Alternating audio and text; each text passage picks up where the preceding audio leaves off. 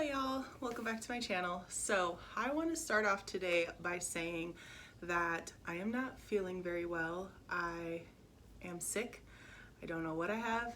Could be COVID, could be something else.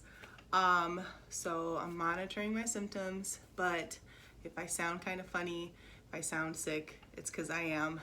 And fingers crossed, it's just a sinus infection or something like that.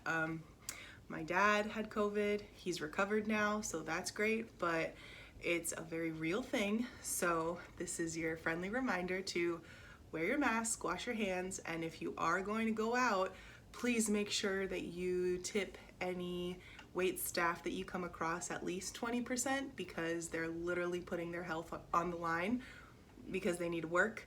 And you know, I get it, it's hard to be stuck at home all the time, but at the same time, this pandemic is very real and it's affecting a lot of people more and more every day. So, with all that being said, let's jump into my June wrap up. In the month of June, I read 9 books, which is so exciting, and some of them were actually a lot longer than the usual books that I read. So I'm just gonna go through them as fast as possible and share my thoughts.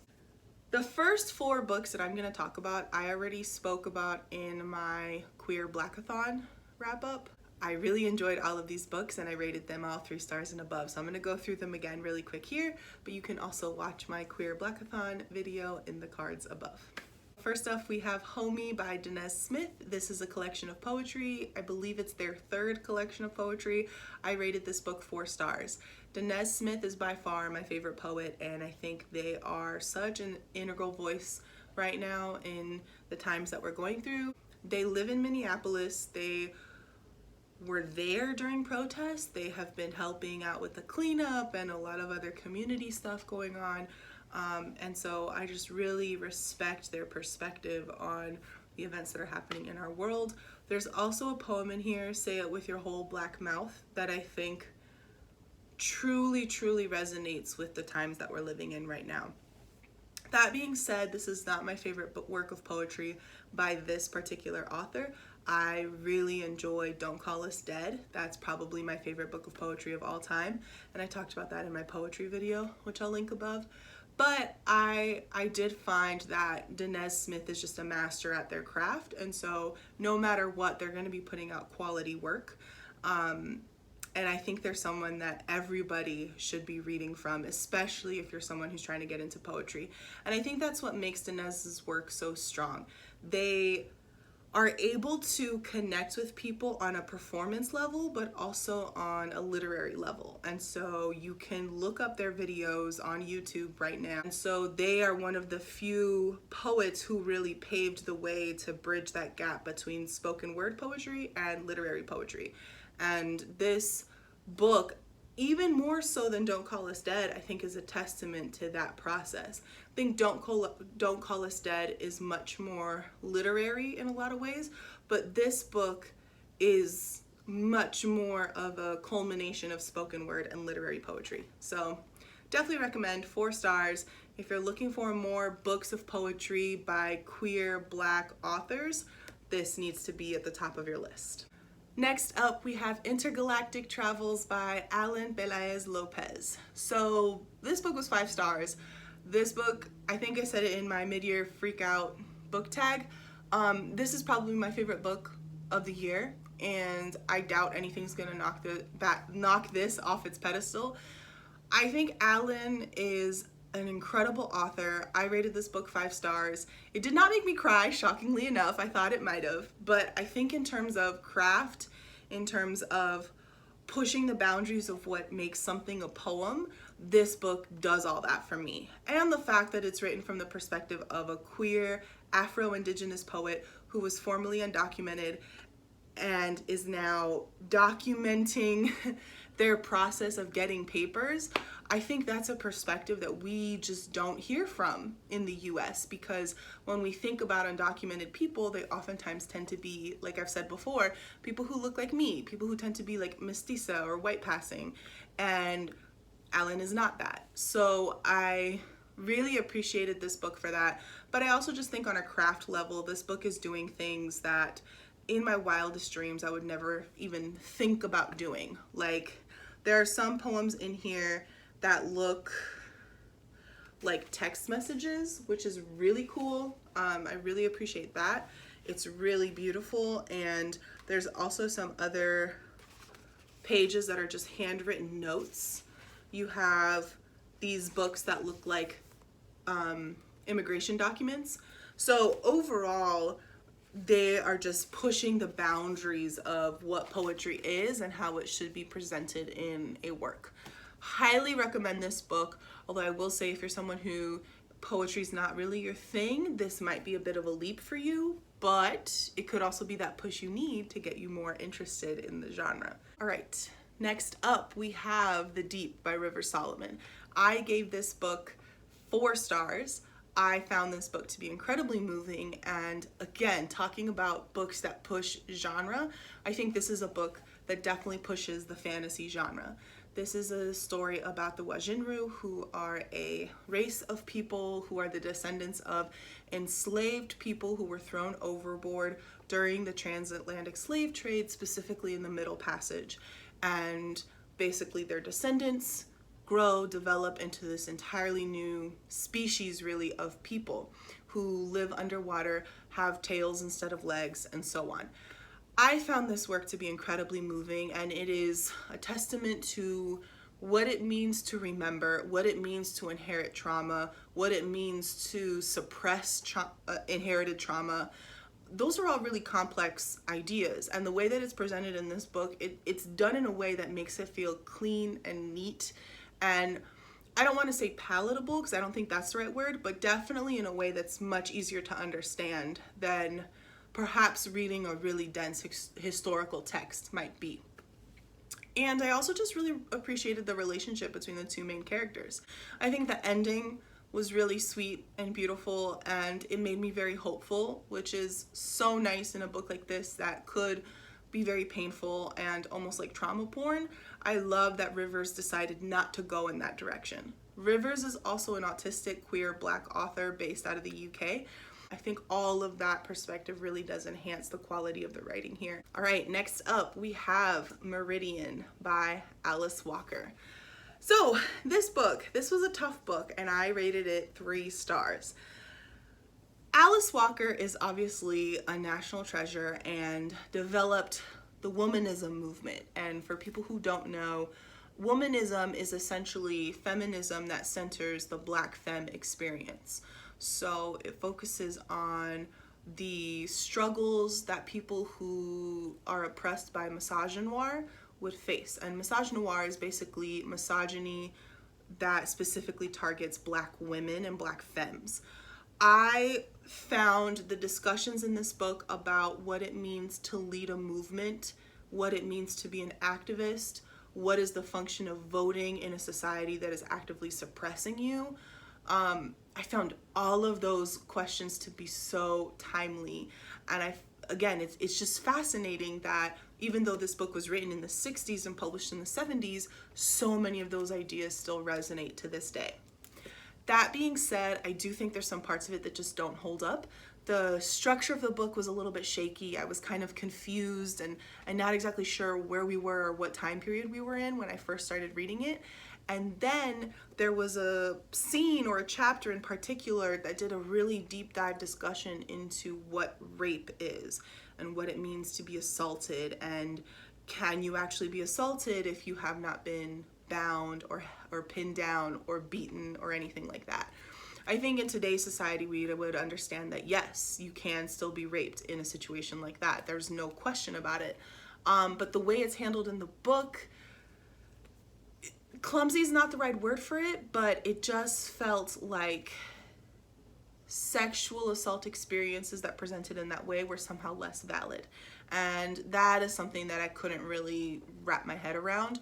I think books from this time period tend to do that. There tends to be this way of diminishing rape and abuse as, you know, something that can be easily gotten over.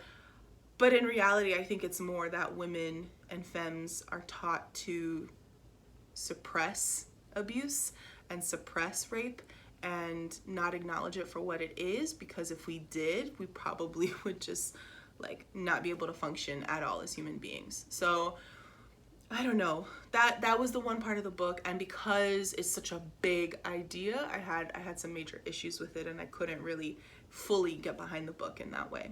Well, the next book that I read was The New Confessions of an Economic Hitman. I found this book to be incredibly fascinating. I am someone who's trying to develop my understanding of economics and how they function in society. You know, being someone who is a poet, I don't necessarily value money.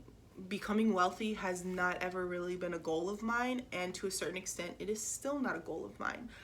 That being said, though, I do recognize that in our world, wealth is power and money is power.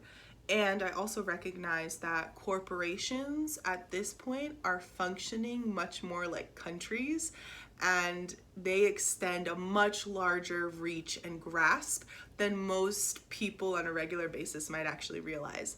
So this book kind of helped me understand those ideas in a more contextual way.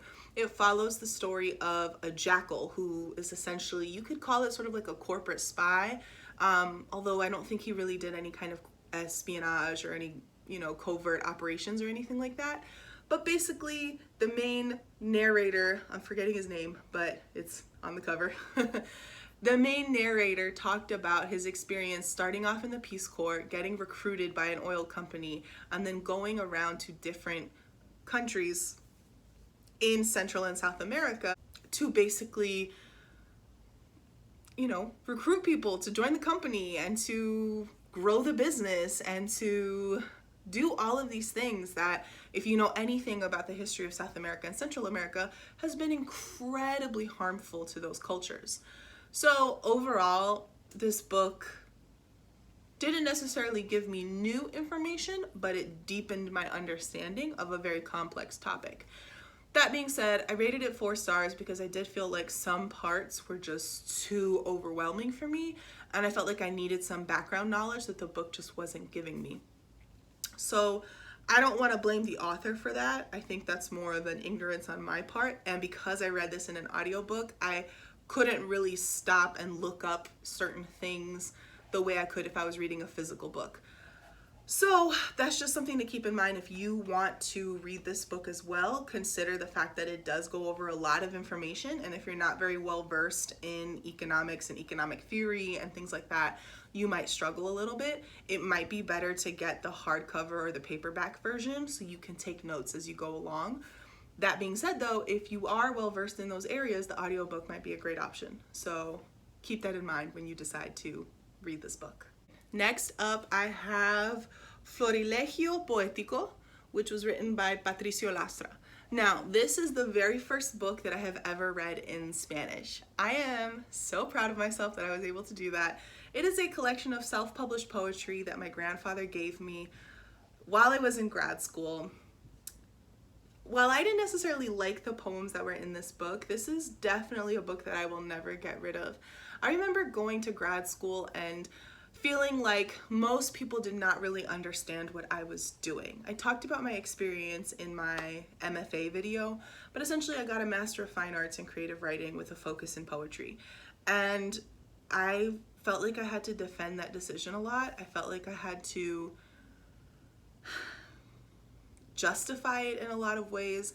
And one day I was talking to my grandfather about my experience, and I was so assuming that he was going to judge me and ask, why don't you go to law school? Why don't you become a teacher? Blah, blah, blah.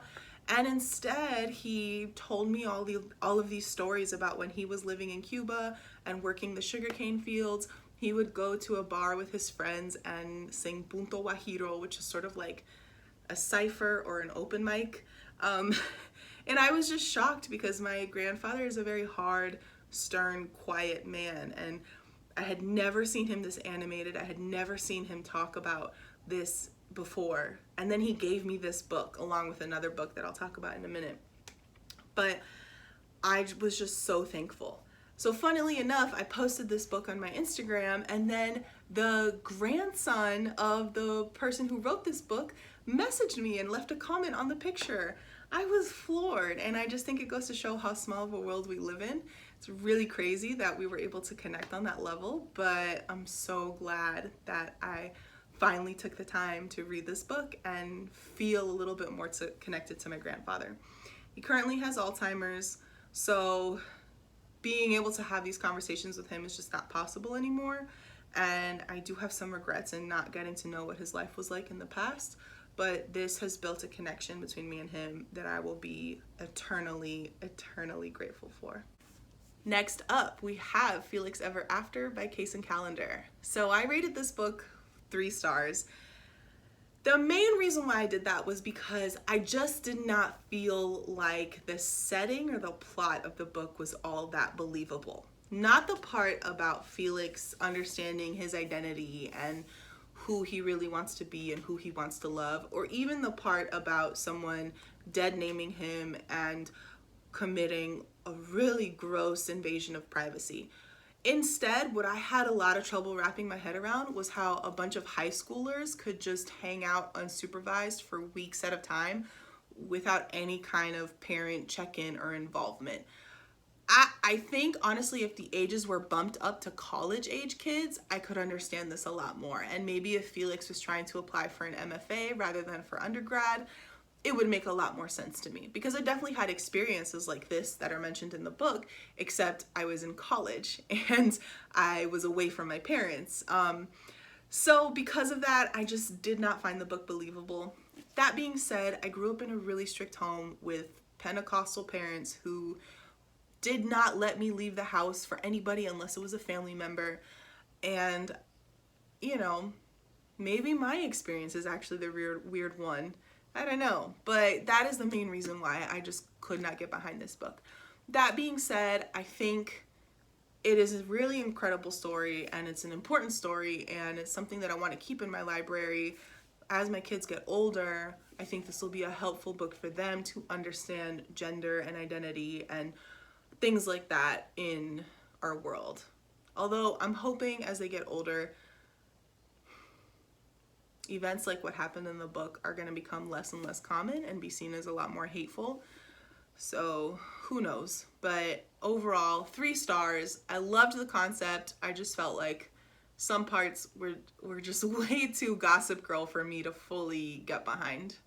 All right, next up we have Mis Recuerdos by Ricardo Garcia. This is the second book I've ever read in Spanish and the second book that my grandfather gave me while I was in grad school. So I won't go into another spiel again, but this is another example of a book that helped me connect to my grandfather. And I think with both of the books that I mentioned that were in Spanish that I read this month, I didn't connect with the poems on a deeply emotional level. But it is something that I want to keep pushing myself to do. I want to keep reading in Spanish. I want to develop my fluency. And I want to see more work by Spanish authors or authors who speak Spanish and write in Spanish, because I think it will just overall help my comprehension of the language. Like many US-born Latinas, I struggle with Spanish. It's a language that I can hold a conversation in, and I can watch a movie in, and I can listen to a podcast in, but I miss about 30% of the words, and my vocabulary is not particularly dense, so I really want to build that up as I get older. I made an unwritten rule for myself that I would read 3 books in Spanish this year. I've already read 2, so I just need to find 1 more book. If you happen to know of any books in Spanish that you would recommend to me, please drop them down in the comments below. I would love to pick something up to finish up that reading goal for the year. All right, lastly we have The Mists of Avalon. So I rated this book 2 stars, and I think this is a case where as I was reading this book, I simply could not separate the author from the book. Normally I try to do that as much as possible because I like to be able to read something and appreciate it for its own value. However, knowing what I know about Marion Zimmer Bradley, she was an incredibly abusive person. Her daughter accused her of sexual assault and was a key witness in her father's trial that resulted in him being convicted of child molestation. So overall, as I was reading this book, so many of those themes of pedophilia, incest, and abuse were coming through, and I just could not get my head around it. It's really unfortunate because I think there are a lot of really interesting questions posed in this book about religion, particularly questions relating to the difference between Christianity and other kinds of religions, especially the Druid or Celtic religion. I'm not really sure how it's supposed to be referred to, but even then, you know, I felt like in this book it was almost like Meridian was trying to justify her beliefs about relationships with children in a way that redeemed it, and I just could not justify that in my mind. And I think the things that she has done and been accused of doing are incredibly horrific. At worst, she's a pedophile and an abuser. At best, she's a woman who physically abused her children and turned a blind eye when her husband was abusing children. I don't know. And it's a shame because I know that this book has been highly influential to so many women, particularly women who are invested in the high fantasy genre. She definitely revolutionized that genre in a lot of ways, but I wonder at what cost, right? And the fact that when her daughter did come out with these accusations, she was met with so much vitriol from her mother's fans. It's one of those things where, again, I don't read books like this because I want to somehow lionize or protect or stan a particular writer. I read books like this because I am so interested in understanding the way that people think. And I think in Meridian's mind, her actions were simply part of her pagan beliefs in a lot of ways. But I think in reality, this is an example of how someone's religion can actually be used in incredibly harmful ways. We see this with other religions all the time. And I don't think because she had a more mystical, new agey kind of mindset, more spiritual mindset, she's somehow exempt from that. I think abuse is abuse no matter what, no matter who it comes from, no matter the reasoning for it. So overall, 2 stars. I also feel like in a lot of ways, this book just does not hold up over time. It's kind of boring. There's so many scenes where it's literally just people talking about their feelings. We can tell that Morgaine is not like other girls. Guinevere is a pious, uppity kind of woman. Morgause is sort of like the slutty cool girl, and I don't know, like I just felt like the characters themselves were so static that they didn't read as fully fleshed out. I could see how, you know, considering the time period that this was written in, that these characters probably were considered really dynamic and fresh and interesting. But I also don't understand how people read this book and justified the incest and the pedophilia present in it. It's just rampant in this book, and you know what, I'm a firm believer that while I'm not necessarily going to censor any kind of book, I do think it's important to read a book within its historical context, and I think it's also important to understand that books that were written in a former time period might not necessarily have a place in our world as we understand it now. So I don't really recommend this book to anyone. I think there's probably better high fantasy written by women nowadays. N.K. Jemisin would probably be a much better author. Octavia Butler, Tomi Adeyemi. Yes, I am naming primarily Black women, but I think Black women have always and will always be doing fascinating things with literature. And rather than support this person, maybe support one of them. That being said, if you do choose to purchase this book, I'm pretty sure all of the proceeds now go to the RAIN Foundation. I am linking information about that organization as well down below. That is the organization that supports victims and survivors of rape, abuse, and incest. So check that out for yourself if you feel so inclined. All right, y'all, that is it from me today. If you'd like to follow me on a more day-to-day basis, you can find me on Instagram, Tumblr, and Goodreads at Shelly Flowers. If you'd like to purchase my own book of poetry, Cuentos from the Swamp, you can do that. I have the link down below. I post videos every Wednesday and Sunday, sometimes Fridays. next video I will be posting my unhaul and July TBR, so hope to see you then. Ciao y'all!